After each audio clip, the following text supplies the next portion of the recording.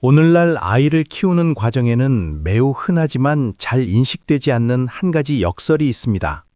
아이를 더 사랑할수록 우리는 오히려 아이의 뇌를 잘못된 방식으로 더 바쁘게 만들고 있다는 사실입니다. 아주 어린 시기부터 아이들은 불빛이 깜빡이고 음악이 나오며 끊임없이 움직이는 장난감들에 둘러싸입니다. 지능을 자극한다, 조기 학습에 도움이 된다는 말과 함께 말이죠.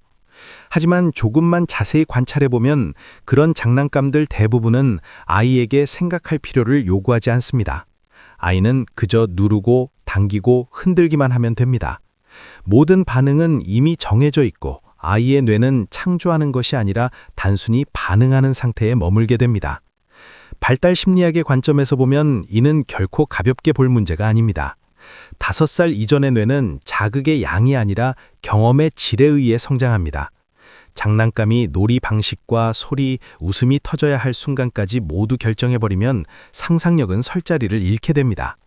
아이는 질문할 필요도, 시행착오를 겪을 필요도, 스스로 사용법을 떠올릴 필요도 없습니다. 그렇게 시간이 흐르면서 뇌는 이미 주어진 것을 받아들이는 데 익숙해지고 새로운 생각을 만들어내는 힘은 점점 약해집니다. 더 걱정스러운 것은 과도한 자극입니다. 번쩍이는 빛, 쏟아지는 소리, 즉각적인 반응은 아직 미성숙한 아이의 신경계를 항상 높은 각성 상태로 몰아넣습니다. 겉으로는 즐거워 보일 수 있지만 그 이면에서 뇌는 빠르고 강한 자극을 끊임없이 요구하는 방식으로 학습하고 있습니다. 그래서 그런 자극이 사라지면 아이는 쉽게 짜증을 내고 지루해하며 무엇을 해야 할지 모르는 상태에 빠집니다. 이것은 똑똑함의 신호가 아니라 외부 자극에 대한 의존의 신호입니다. 많은 부모들은 장난감을 더 사주지 않으면 아이가 성장의 기회를 놓칠 것이라 생각합니다. 하지만 현실은 정반대입니다. 현대적인 장난감을 계속 추가하는 행위는 어른에게는 안심을 줄지 몰라도 아이에게 가장 중요한 기회를 빼앗을 수 있습니다. 바로 자신의 머릿속에서 세계를 스스로 만들어보는 기회입니다. 아이의 뇌는 배터리나 화면으로 자라지 않습니다. 생각이 형성될 만큼 충분히 느린 경험, 상상력이 숨 쉴 수 있을 만큼 열린 환경, 그리고 감정이 가라앉을 만큼의 고요함, 그것이야말로 아이의 뇌가 진짜로 필요로 하는 것입니다. 이전 세대들의 어린 시절을 돌아보면 한 가지 매우 흥미로운 공통점을 발견할 수 있습니다. 장난감다운 장난감은 거의 없었지만 대신 놀이는 끝없이 존재했다는 사실입니다.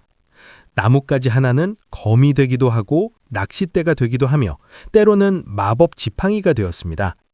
종이상자 하나는 집이 되고 자동차가 되고 우주선으로 변했습니다. 중요한 것은 물건 그 자체가 아니라 아이의 뇌가 그 물건에 어떤 의미를 부여하느냐였습니다. 바로 그 상상하는 과정이 성장 중인 뇌에게는 가장 진짜인 훈련이 됩니다. 현대 신경과학은 5살 이전의 뇌가 정해진 시나리오가 없는 자발적인 놀이 속에서 가장 강하게 발달한다는 사실을 보여줍니다. 아이가 스스로 놀이의 규칙을 만들고 역할을 바꾸고 머릿속 이야기를 계속 수정해 나갈 때 유연한 사고, 감정 조절, 문제 해결과 관련된 여러 뇌 영역이 동시에 활성화됩니다. 이것은 어떤 스마트 장난감도 대신해 줄 수 없는 경험입니다. 상상력은 단순히 재미를 위한 공상이 아닙니다. 그것은 이후에 추상적 사고를 떠받치는 토대입니다. 의자를 말이라고 상상할 수 있는 아이는 훗날 숫자나 언어, 사회적 관계처럼 보이지 않는 개념들도 훨씬 쉽게 이해하게 됩니다. 반대로 모든 것이 완성된 이미지와 소리로 제공되면 아이의 뇌는 스스로 빈칸을 채울 필요가 없어집니다. 그렇게 상상력은 점점 게을러집니다. 또 하나 중요한 점은 자유놀이가 아이에게 자기 감정을 다루는 법을 가르쳐준다는 것입니다. 즉각적으로 즐거움을 주는 프로그램화된 놀이가 없을 때 아이는 지루함, 혼란, 때로는 좌절감을 직접 마주하게 됩니다. 그리고 바로 그 순간 뇌는 적응을 시작합니다. 아이는 인내하는 법을 배우고 더 유연해지며 외부 자극 없이도 스스로 감정을 진정시키는 능력을 키워나갑니다. 이것이 바로 최신 장난감으로 둘러싸여 있음에도 쉽게 짜증을 내고 집중하지 못하는 아이들이 생기는 이유입니다.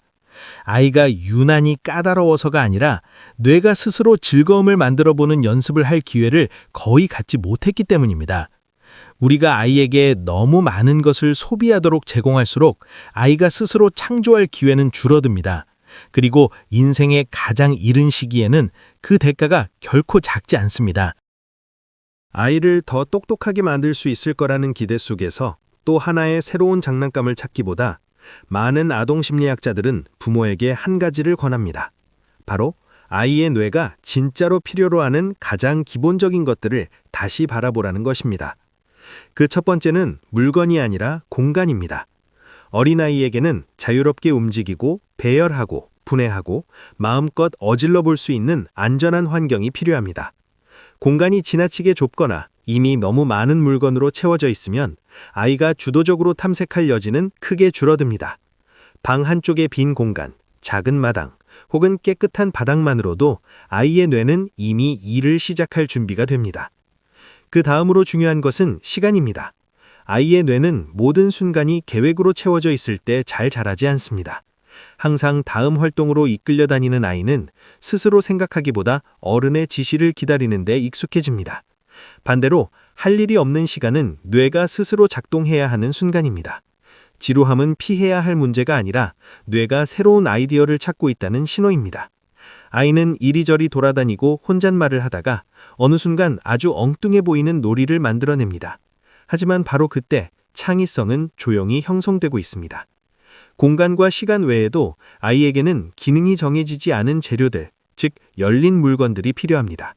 천 한 장은 망토가 될 수도 있고 강이 될 수도 있으며 인형을 위한 해먹이 될 수도 있습니다. 나무 숟가락 하나는 마이크가 되고 지휘봉이 되고 마법의 지팡이가 됩니다.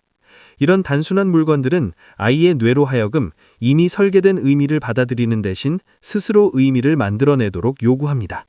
그리고 그 무엇보다 중요한 것은 어른의 태도입니다. 아이가 새로운 방식으로 놀다가 실패했을 때 많은 부모들은 본능적으로 개입하려 합니다. 하지만 안전한 범위 안에서의 시행착오는 아이가 자기 자신을 믿게 만드는 가장 중요한 과정입니다. 아이는 어려움에 부딪혀도 다시 시도할 수 있고 전략을 바꿀 수 있으며 끝내 계속 나아갈 수 있다는 것을 배웁니다. 이것이야말로 즉각적인 칭찬이나 보상보다 훨씬 깊은 자신감과 문제 해결 능력의 토대가 됩니다. 어린아이를 키우는 과정에서 자주 오해되는 요소 중 하나가 바로 놀이 중 부모의 역할입니다. 많은 사람들은 아이가 잘 자라기 위해서는 끊임없이 상호작용하고 설명하고 질문을 던지며 모든 놀이 순간을 하나의 학습으로 바꿔야 한다고 생각합니다. 하지만 5살 이전의 뇌에게는 지속적인 개입보다 조용한 존재감이 훨씬 더 큰 가치를 지닐 때가 많습니다. 아이에게 필요한 것은 놀이를 지휘하는 부모가 아니라 자신이 안전하다는 것을 느끼게 해주는 정서적 기준점입니다. 아이가 놀이에 몰입해 있는 동안 부모가 가까이에 머물며 차분하게 지켜보고 있을 때 아이의 뇌는 아주 중요한 신호를 받습니다. 이 세상은 충분히 안전하고 나는 마음껏 시도해도 괜찮다는 신호입니다. 이러한 안정감은 아이의 신경계를 진정시키고 그 결과 집중력과 창의성이 자연스럽게 높아집니다. 반대로 어른이 계속해서 놀이 방법을 고치거나 실수를 바로잡거나 서둘러 도와주면 아이는 자신이 스스로 해낼 수 없다는 메시지를 배우게 됩니다. 그리고 점점 외부의 지시에 의존하게 됩니다. 진정한 의미의 함께 있음은 복잡한 행동을 요구하지 않습니다. 그저 가까이 앉아 책을 읽거나 조용히 일을 하면서 아이가 시선을 보낼 때 가볍게 미소 짓거나 고개를 끄덕이는 것만으로도 충분합니다. 이런 작은 반응들은 아이에게 나는 보이고 있다는 감각을 주면서도 통제받고 있다는 느낌은 주지 않습니다.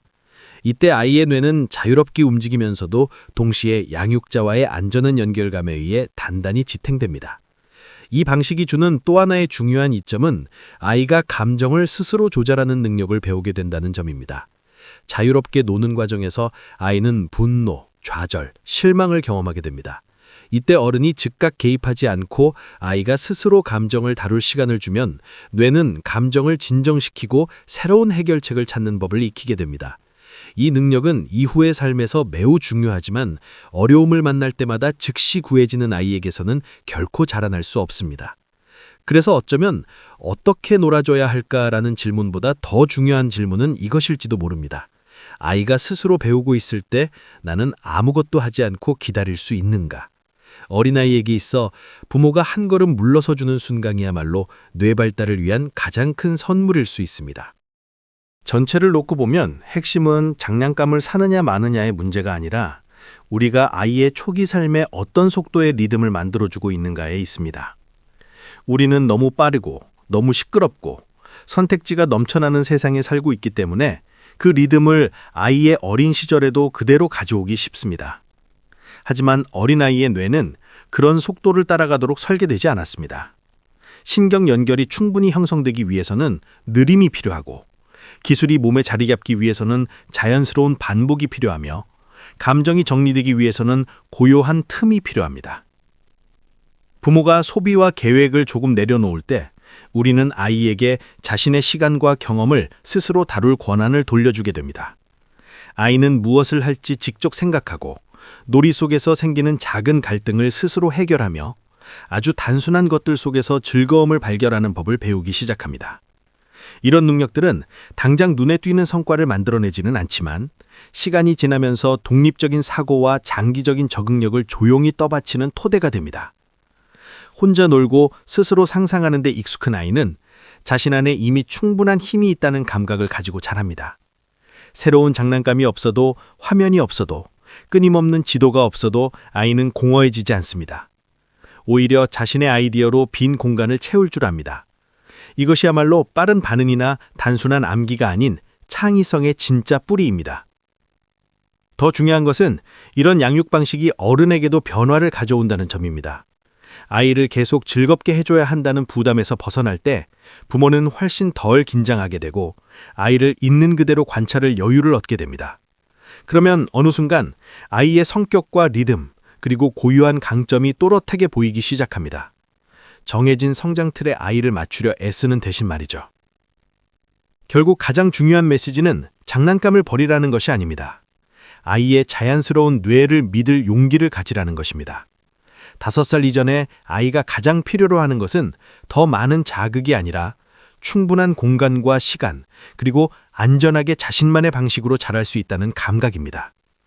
우리가 속도를 늦출 때 아이는 더 멀리 갈 수 있습니다. 더 단단하게 자라고 평생을 이끌 건강한 호기심을 품은 채로 말입니다.